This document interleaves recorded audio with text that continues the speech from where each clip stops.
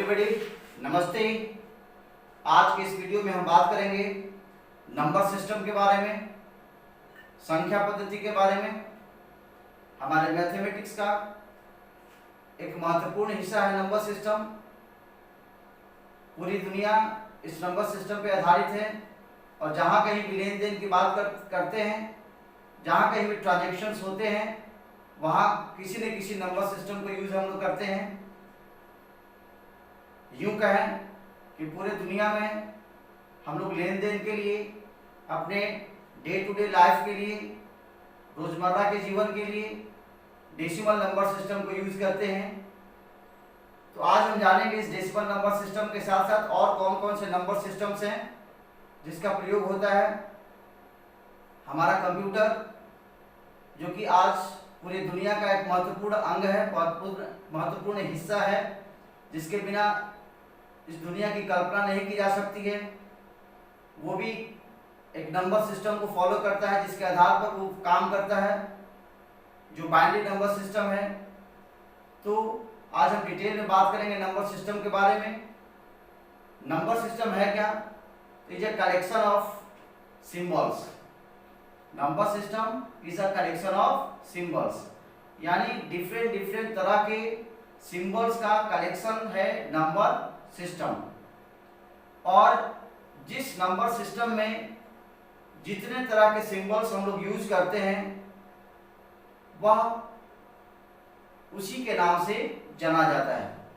जैसे decimal number system में 10 different types of symbols are used and those are 0, 1, 2, 3, 4, 5, 6, 7, 8 and 9।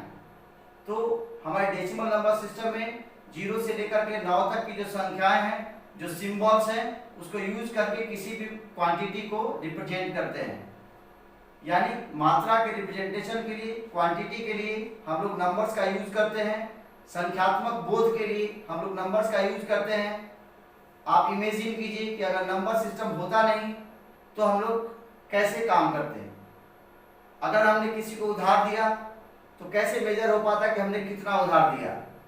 आप थोड़ा सोचिए कि अगर मैंने किसी से चावल लेने की इच्छा जाहिर की और उसने हमें चावल दिया तो कितना चावल दिया, फिर उसको रिटर्न कितना करना होगा। किसी भी चीज की लेन देन नंबर सिस्टम पर आधारित है। पहले के समय में बार्टर सिस्टम काम करता था, यानी गुड्स एक्सचेंज सिस्टम काम करता था। किसी पर्सन के पास कुछ है तो किसी पर्सन के पास कुछ है, दोनों अपने चीजों को एक्सचेंज करके काम चलाते थे।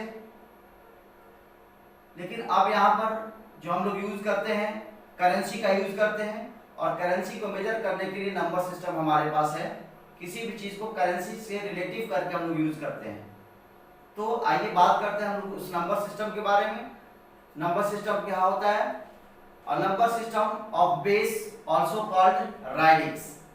एक नंबर सिस्टम जिसका बेस, जिसको हम लोग रैडिक्स भी कहते हैं, बेस को हम लोग रैडिक्स भी कहते हैं, is a system which have are distinct symbols.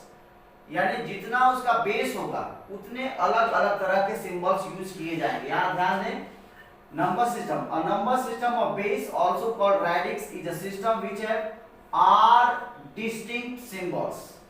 मतलब आर तरह के सिंबल्स हैं। तो आर की जगह पर क्या हो सकता है? 10 भी हो सकता है, 2 भी हो सकता है, 8 भी हो सकता है और 16 भी हो सकता है।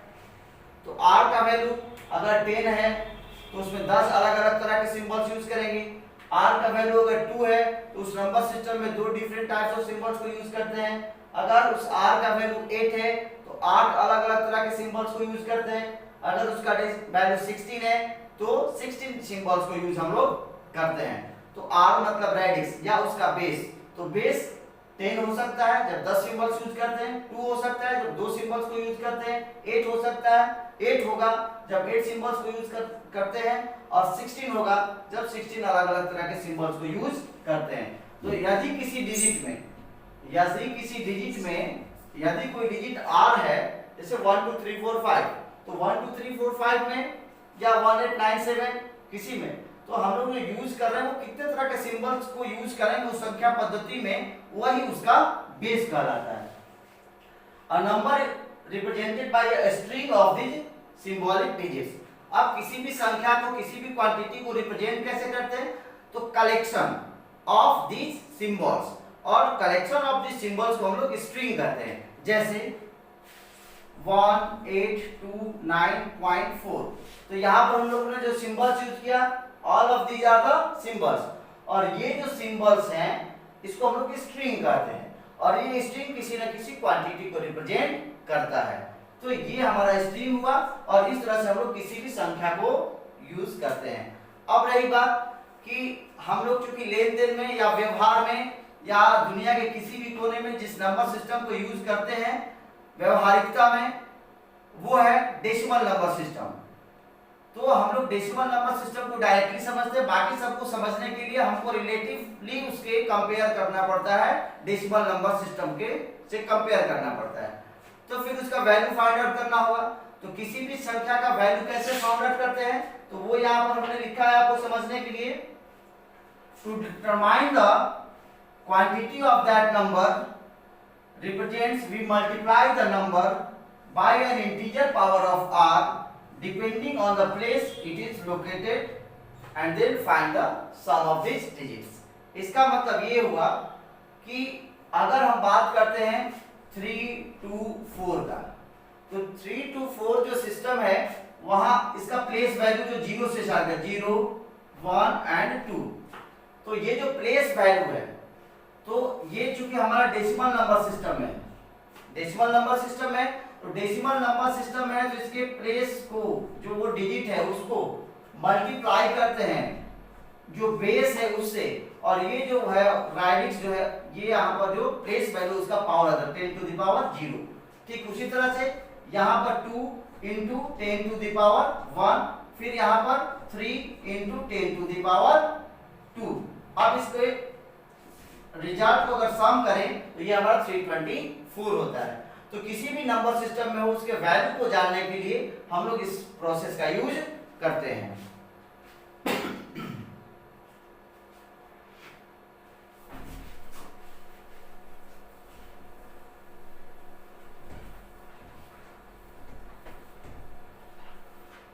आगे अब देखते हैं बारी बारी से एक एक नंबर सिस्टम्स को। अब हमारे पास है डेसिमल नंबर सिस्टम। तो डेसिमल नंबर सिस्टम में क्या है, जैसे हमने कहा था कि आर डिस्टिंक्ट, तो इसमें 10 अलग अलग तरह के सिंबल्स को यूज करते हैं।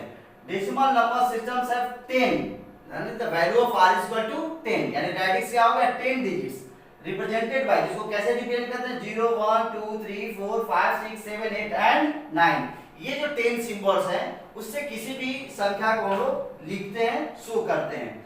Any decimal number can be represented as a string of these digits, and since there are 10 decimal digits, therefore the base or radix of this number system is 10। यानी डेसिमल नंबर सिस्टम में 10 different types of symbols को use करते हैं, इसलिए इसका base भी 10 होगा, और किसी भी संख्या को, किसी भी क्वांटिटी को रिप्रेजेंट करने के लिए हम लोग इन्हीं सिंबल्स का यूज करते हैं। अब how can we find the value of those numbers? तो 10 a string of number 2 3 4, यहां पर हमने लिखा है 234.5 can be represented in quantity है। इसको क्वांटिटी में कैसे लिख सकते हैं? तो यहां पर हम लोग पावर डालते हैं, यहां पर ये 0 होता है, यहां 1, यहां 2, तो यहां होता है -1। तो ये प्लेस वैल्यू के अनुसार हम लोग फाइंड आउट करते हैं। तो 5 into 10 to the power -1, 4 into 10 to the power 0, 2 into 10 to the power 1 and 3 into 10 to the power 1 and 2 into 10 to the power 2। इसको कैलकुलेट करेंगे तो ये इसका वैल्यू होगा जो डेसिमल में है। तो अन्य सिस्टम्स में भी जो डिफरेंट नंबर सिस्टम्स हैं जिसका बेस है, बेस चेंज कर देंगे। 10 के जगह 2 करेंगे तो बाइनरी वाले का वैल्यू पता चल जाएगा, 10 के जगह पर 8 करते हैं तो ऑक्टल वाले का वैल्यू पता चलता है, 10 के बदले में 16 करते हैं तो हेक्साडेसिमल वाले का वैल्यू। तो ये कॉमन डेफिनेशन है जिससे हम लोग किसी भी नंबर सिस्टम के वैल्यू को फाइंड आउट कर सकते हैं। इसको बारी बारी से हम लोग देखेंगे एक एक करके। तो ये रहा हमारा डेसिमल नंबर सिस्टम। एक बार फिर से मैं आपको बता दूं, अ number system which have r distinct symbol, यानी r के जगह पर उसका वैल्यू 10 है, 10 है, यानी उसका बेस 10 हुआ, तो वैसे नंबर सिस्टम को डेसिमल, डेसिमल का मतलब होता है 10, दाशमिक पद्धति, हिंदी में उसको दाशमिक पद्धति भी कहते हैं। तो ये डेसिमल नंबर सिस्टम के बारे में हमने जाना। अब हम लोग देखते हैं बाइनरी नंबर सिस्टम के बारे में। बाइनरी, बाई मतलब 2, यानी वैसा नंबर सिस्टम जिसमें केवल 2 सिंबल्स को ही यूज करते हैं, केवल 2 सिंबल्स को जिस नंबर सिस्टम में यूज करते हैं वो होता है हमारा बाइनरी नंबर सिस्टम, और वो जो दोनों सिंबल्स हैं हमारे 0 और 1 है। यानी एक ऐसा संख्या पद्धति जिसमें किसी भी बड़े से बड़े संख्या को, मात्रा को, क्वांटिटी को रिप्रेजेंट करने के लिए या किसी भी छोटे से छोटे संख्या को रिप्रेजेंट करने के लिए केवल 2 ही सिंबल का यूज करते हैं, और वो 2 सिंबल होते हैं 0 और 1, तो उसे हम लोग कहते हैं बाइनरी नंबर सिस्टम। जैसा कि मैंने आपको बताया है, in numbers we have 2 digits 0 and 1 and they can also be represented as a string of, जैसे यहाँ पर हम लोग कलेक्शन करते हैं 0 1 0 1, ये एक कलेक्शन हुआ 1 0 1 0 1, तो ये हमारा बाइनरी में लिखा हुआ है। अब ये किस वैल्यू को रिप्रेजेंट करना है, तो उसके डिजिट के अनुसार जो हम लोग प्लेस वैल्यू प्लेस वैल्यू के अनुसार उसका हम लोग फाइंड आउट करके सम कर देंगे, तो किस संख्या को रिप्रेजेंट करता है ये पता चल जाता है। एक छोटा सा एग्जांपल जो हमने लिया है, तो यहाँ पर हमारा होता है 0 1 2 3 4, ये हमारा प्लेस वैल्यू हुआ। तो यहाँ पर इस संख्या को 1 को मल्टीप्लाई करेंगे किससे, तो इसका बेस क्या है 2 है, तो बेस से मल्टीप्लाई करेंगे 2 into 2 to the power 0, फिर यहाँ पर 0 into 2 to the power 1, फिर 1 into 2 to the power 2, फिर 0 into 2 to the power 3, फिर 1 into 2 to the power 4। अब इसको कैलकुलेट करेंगे, तो ये 0 वाला जो भी कैलकुलेट करेंगे तो इसका वैल्यू 0 आएगा, इसका वैल्यू 0 आएगा, इसको कैलकुलेट करके ऐड कर दिए 2 to the power 0 मतलब 1। किसी भी संख्या पर अगर पावर 0 है तो इसका वैल्यू 1 होता है, तो 1 into 1 is equal to 1, यहाँ हो गया है 1, 2 to the power 2 means 4, 4 into 1 equals 4, 2 to the power 4 means 2 4 8 16, यानी ये रिप्रेजेंट कर रहा है 16 को। तो टोटल ये किस संख्या को रिप्रेजेंट कर रहा है, 16 और 4 20 और 1 यानी 21 को, यानी ये 21 लिखा है। तो इस तरह से हम लोग फाइंड आउट कर सकते हैं किसी भी वैल्यू को कि वो किस संख्या को रिप्रेजेंट करता है। तो ये रहा हमारा बाइनरी नंबर सिस्टम, और चूंकि इसमें 2 ही तरह के सिंबल्स का यूज करते हैं इसलिए इसका बेस या रेडिक्स क्या होता है 2 होता है। अब बात करते हैं ऑक्टल नंबर सिस्टम के बारे में। An octal system have 8 digits या 8 सिंबल्स, 8 अलग अलग तरह के सिंबल्स को यूज करते हैं हम लोग किसी भी संख्या को, किसी भी क्वांटिटी को रिप्रेजेंट करने के लिए, इसलिए इसका बेस होता है 8।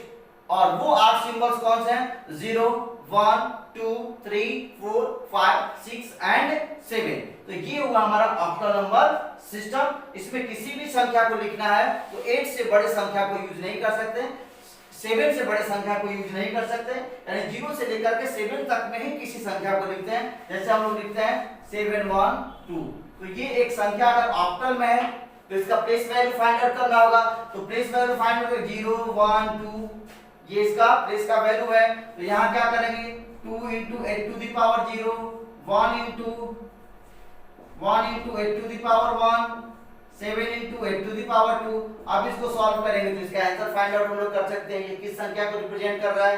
तो इस तरह से हम लोग किसी भी नंबर सिस्टम के संख्या के वैल्यू को डेसिमल में कन्वर्ट करके और रिलेटिवली देख सकते हैं वो किस संख्या को रिप्रेजेंट करता है।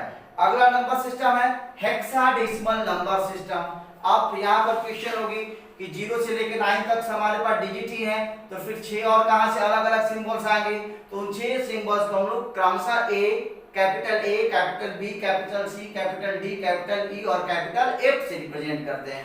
यानी वैसा नंबर सिस्टम जिसमें 16 अलग अलग तरह के सिंबल्स का यूज करते हैं उसे हम लोग हेक्साडेसिमल नंबर सिस्टम कहते हैं। और वो जो 16 डिफरेंट सिंबल्स हैं वो होते हैं 0 से लेकर 9 तक और उसके बाद A B C D E और F। तो इस तरह से हमारा नंबर सिस्टम आता है। जैसे हम लोग कहें 1 2 F, तो ये एक नंबर सिस्टम हो गया। F का वैल्यू क्या हो जाएगा, तो उसके वैल्यू को कैलकुलेट करते हैं। यहाँ से होगा इसका वैल्यू 10, इसका वैल्यू 11, इसका वैल्यू 12, इसका वैल्यू 13, इसका वैल्यू 14 और इसका वैल्यू 15। अब इसको डेसिमल में कन्वर्ट करना हो तो क्या हो जाएगा, तो ये क्या किसको रिप्रेजेंट करता है 15 को, 15 into 16 to the power 0 1 2, तो 15 into 16 to the power 0, फिर प्लस क्या करेंगे 2 into 16 to the power 1, फिर प्लस क्या करेंगे 1 into 16 to the power 2। इसको कैलकुलेट करेंगे तो इसका डेसिमल वैल्यू पता चल जाएगा, जिससे हमको पता चलता है कि किस संख्या को रिप्रेजेंट करता है। तो इस तरह से हम लोग डिफरेंट नंबर सिस्टम के बारे में जाने। एक बार फिर से रिवाइज कर लें इन नंबर सिस्टम्स के बारे में। अगले टॉपिक पर हम सीखेंगे कन्वर्जन, यानी बाइनरी नंबर सिस्टम को एक दूसरे नंबर सिस्टम का कन्वर्जन कैसे करते हैं। तो अभी हम एक बार फिर से आपको रिवाइंड कर दें, संख्या पद्धति क्या होता है। तो किसी भी क्वांटिटी को रिप्रेजेंट करने के लिए हम लोग जिन सिंबल्स का यूज करते हैं और जितने अलग अलग तरह के सिंबल्स का यूज करते हैं, उसी के आधार पर हम लोग नंबर सिस्टम को 4 भागों में डिवाइड करते हैं, और वो 4 भाग होता है बाइनरी, ऑक्टल, डेसिमल और हेक्साडेसिमल। तो इन सभी सिस्टम्स में एक दूसरे का जो कन्वर्जन का जो प्रोसेस है उसको अगले वीडियो में देखेंगे। Thank you.